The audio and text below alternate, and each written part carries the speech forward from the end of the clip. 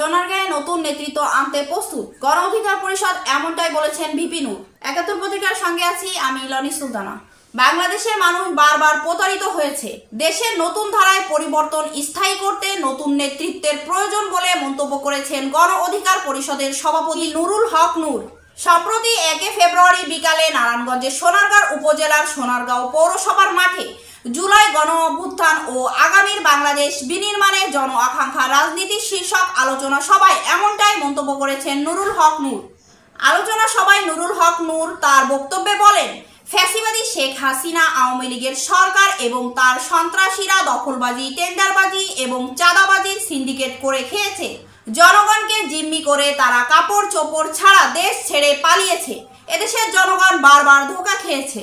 ৫ই আগস্টের গণ অভ্যুত্থানের পরেও যদি আমরা নতুন রাজনীতি ও নতুন নেতৃত্ব তৈরি করতে না পারি, তাহলে কিন্তু আগের মতো আবারও ভোগান্তির দিকে যেতে হবে। এ সময় গণ অধিকার পরিষদের সোনারগাঁও পৌরসভা সহ উপজেলাধীন বিভিন্ন ইউনিয়নের বিপুল সংখ্যক নেতৃবৃন্দ উপস্থিত ছিলেন।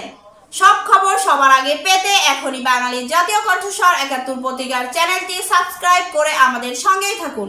সবাইকে ধন্যবাদ জানিয়ে শেষ করছি। আল্লাহ হাফেজ।